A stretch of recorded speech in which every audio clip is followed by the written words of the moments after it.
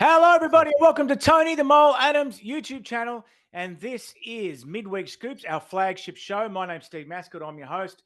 And hello to everybody listening on rugbyleague.com. This is the time of the week where we speak to the veteran, I use that term advisedly, rugby league journalist from direct from Sydney's Northern Beaches, Tony Adams. Tony, how are you? Yeah, doing well, Steve, and looking forward to another big round. We're getting close to the finals. Last weekend, some stunning upsets. The weather was horrible, and I think that had something to do with it. This weekend, the weather's going to be good. So whether we see more upsets, we'll have to wait and see. Now, the Brisbane Broncos, their wheels seem to have fallen off, but they've pulled over. They've called the NRMA, who I think were once a sponsor, and they've now put the wheels back on. And of all the people to give credit for that, this fella, it wouldn't have occurred to me. Can you tell us how Issac Luke is involved? Yeah, well, what happened was a few weeks ago when Souths were at rock bottom, Adam Reynolds had his 300th game. Now, Adam Reynolds was a teammate of Issac Luke, coached by Michael Maguire at Souths in 2014. So he presented Adam Reynolds with his 300th jumper, a very special milestone in the game, of course. And apparently, while he was up there, I've been told, he had a quiet word, Issac Luke, to Michael Maguire, his former coach, and said, listen, you're pushing these guys a bit too hard because the Broncos were really struggling. And something similar happened at South, and that's how Luke knew about it. They won the comp, they broke a long drought, but then it was all downhill the next couple of years. And before long, as happens with losing teams, poor Michael Maguire was out of a job. What I've been told, he went a little bit easier on them. They've now won 6 out of 7 and are chasing a spot in the top 4. And with all their strike power, they're a team everyone fears. So kudos to Issac Luke. None of the players were game to the current Broncos players were keen enough to tell Michael Maguire, you're pushing us too hard. But a blast from the past, and look what happens. Now, you've got a really good line on Sione Katoa, who we all love, a very powerful outside back from Cronulla.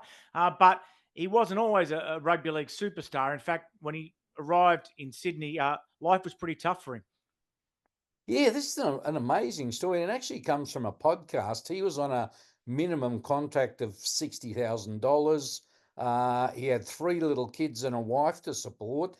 And in Sydney, I don't know what it's like, the cost of living over where you are. That's not easy on $60,000. So what he did, he would go out late at night and collect empty bottles for recycling. Do they pay money for that over there, Steve?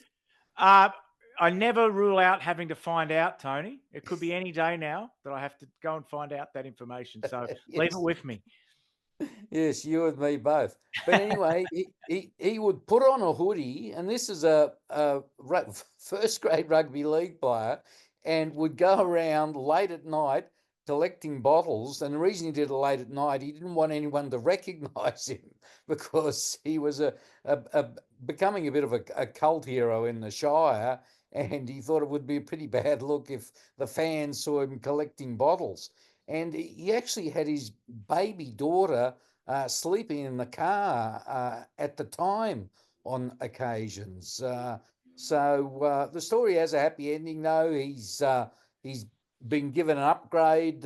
He's on decent money now and no longer collecting bottles. But it just shows some of these guys do it really tough. Now, Jamal Fogerty being poached from Canberra by Manly, that really hurt the Green Machine fans, Tony, didn't it? But Manly have got one back on the Raiders. Yeah, the Raiders have got one back on Manly. Sorry. Callum Dowell is the captain of the Manly Jersey Flag team, and he'll be playing for the Raiders next year. Very promising young player. Manly are filthy at losing him.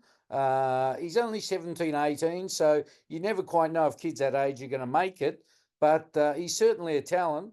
And he'll be given his chance at Canberra. Ricky Stewart's shown this year that he's willing to give the youth a go. The path to first grade was pretty much blocked at Manly. So Callum Dowell at the Raiders. Let's see how he goes. And we're very, very proud of the fact here that you hear players' names for the very first time on this channel, Tony. And don't forget to like and subscribe. And Jacob Fong, is that his name? Jacob Fong. What can you tell The us about Flying him? Fong, they call him. What can you tell us about him? Well, this is another amazing story, Steve. We've got quite an interesting episode this week. Scored 4 tries in a game on the weekend. Parramatta beat Souths 44-18. But the interesting part is he was playing for Souths. So in a team that's beaten 44-18, he scored 4 tries. Now, I was going to ring David Middleton and ask him if something like that's ever been done before, because his team were absolutely thrashed. They managed 4 tries and a goal, and he scored them all. He's a left winger. I saw the tries. A couple of them, he just had to catch the ball and put it down. But a couple of them, he showed real Alex Johnson, Martin Afire type pace. So, yeah, another one for our little one to watch book. Tony, it's been an absolute pleasure. Good to talk to you. Enjoy your footy coming up this weekend. I don't think I'm going to a live match this weekend, having a little bit of a break, but I enjoyed being back at the footy here in London last Sunday. What are you up to this weekend, Tony? Watching 8 games of footy, probably a few Super League games, and probably a few National Rugby League women's games. So I'll have square eyes by the end of the weekend. Well, we'll speak to you next week, Tony. Thanks. Sounds good, Steve.